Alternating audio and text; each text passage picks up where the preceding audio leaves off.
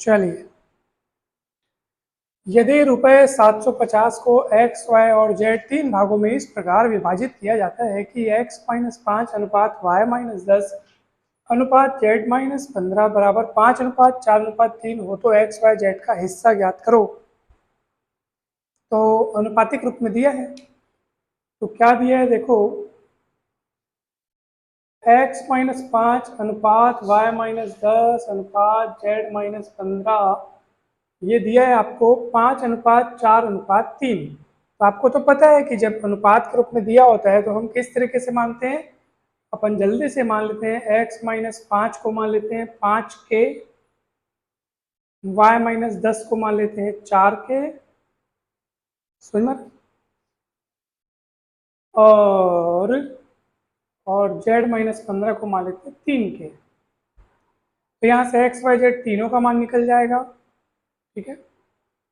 x का मान निकल जाएगा 5 के प्लस 5, पक्षांतर करेंगे तो y का मान निकल जाएगा 4 के प्लस 10, पक्षांतर करने से z का मान निकल जाएगा 3 के प्लस 15। Is it clear? तो तीनों को जोड़ेंगे तो क्या होगा बताओ, तीनों को जोड़ेंगे x plus Y plus Z, ठीक है। 5 4 9 3 12 के, 5 10 15 15 30, इतना आ गया x plus Y plus Z. और ये पूरा है कितना आपके पास प्रश्न में, ये है 750, क्योंकि 750 रुपए को आप तीन भागों में बांटे हैं एक्स वाई जेड करके, तो ये टोटल जो है वो कितना होगा, 750 होगा। 12 के प्लस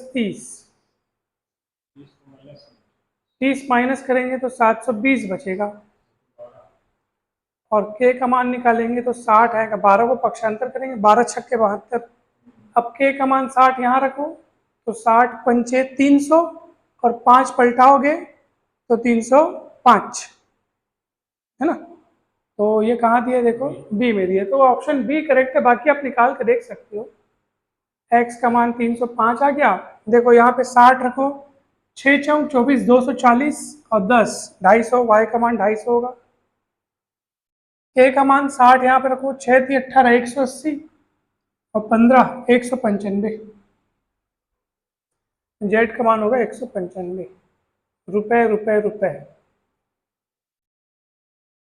ठीक है, सही है। कठिन था क्या? हाँ कठिन था, एकदम सरल है।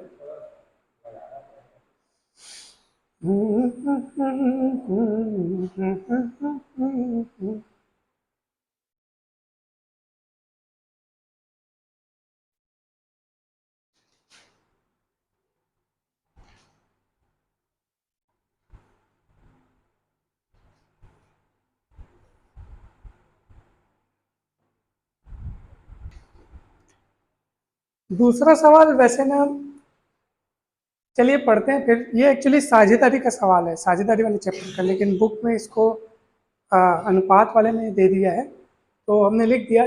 बहुत इजी सवाल है।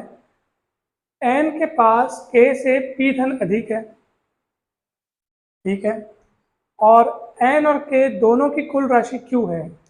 n और k दोनों की कुल राशि, मतलब दोनों की कुल राशि जो है वो q है, ठीक है। और k का धन कितना ये पूछा है, इसको क्वेश्चन नंबर 1 बोल दो। और साथ ही साथ एक और चीज दिया है कि n के पास k से कितना धन अधिक है, n के पास k से p धन अधिक है, मतलब k के धन में p जोड़ने पर n का धन मिलता है। n का पैसा कितना है, k से कितना ज्यादा है, p ज्यादा है, तो k plus p equals to n हो गया। तो ये n का मान आप यहाँ रख दो, यहाँ पे, तो n का मान k प्लस p रख देंगे, प्लस k है बराबर q है, k हो जाएगा 2k, समझ में आ रहा है ना। और p को इधर पलटा दो तो q माइनस पी हो गया, और 2 को बटे में ला दो तो q माइनस पी बाई 2, और यही k का धन है। D option correct. सरल था ना, कठिन बना के दिया।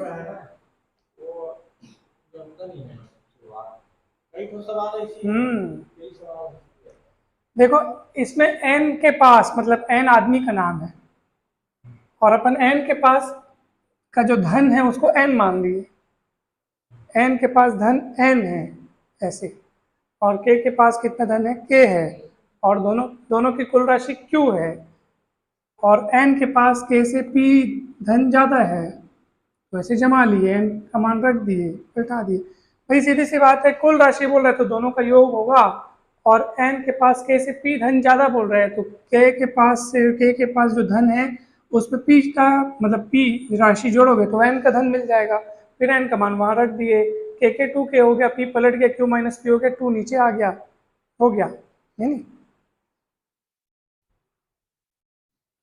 अगला, अगला तो और सरल है, आपसे आंसर आ गया होगा अगले का। भयंकर जी है। आओ भाई, देखो a अनुपात b मतलब a बटे b बराबर c बटे d बराबर e बटे f बराबर g बटे h बराबर 1/3 है। अनुपात वाला है उसको अपन बटे वाले रूप में लिखे हैं। अब चलो इस 1/3 को तो थोड़ी देर के लिए आप हटा लो, आप इसको देखो, ठीक है ना, इसको देखो। मैंने आपको कल क्या बताया था, जब बहुत सारी राशियों को दिया हो और ऐसे अनुपातों को अगर बराबर बराबर दिया हो तो आप कुछ भी करो, बस जो ऊपर होता हुआ दिखे वो नीचे होता हुआ दिखना चाहिए, जो नया अनुपात प्राप्त होगा वो उतने इसके इन सबों के बराबर रहेगा।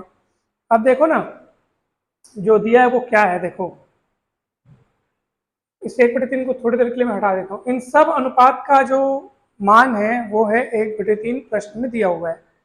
मैं क्या कर रहा हूँ, चलो यहाँ पे मैं पी ए लिखता हूँ, है ना, P A Q C R E G H, और ये सब कौन है बताओ, ए सी ई एच, ए सी ई एच ऊपर वाली राशि हैं, और उनमें क्रमशः आपको ए में पी का गुणा, सी में क्यू का गुणा, ई में आर का गुणा, और एच में जी का मतलब जी में एच का गुणा होता हुआ दिख रहे हैं। और नीचे में फिर आप वही करो, जैसे ए में पी का गुणा हुआ है तो बी में पी का गुणा होना चाहिए, जैसे सी में किसका गुणा हुआ है, क्यू का, तो डी में भी क्यू का गुणा होना चाहिए। और यही तो है अगला वाला।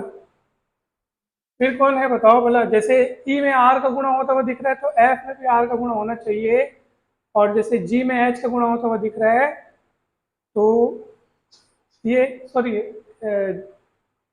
एस जी है ना, ये जी एच में ये पी क्यू आर एस, है ना, ये ऐसा है ए सी ई एस जी, और वो एस एच, एस जी फिर क्या है एस एच। तो क्या होता हुआ दिखा, मैं आपको कल नहीं बताया था, कल इतना डिटेल में समझाया था कि अगर आपके पास बहुत सारे अनुपात दिए हों और यहाँ यहाँ यहाँ अगर आप कुछ कुछ कुछ कुछ गुणा करके जोड़ घटाना चाहते हैं तो वैसे ही नीचे भी कर दो, और इस तरह से जो नया अनुपात तैयार होगा वो इन पुराने अनुपातों के बराबर रहेगा।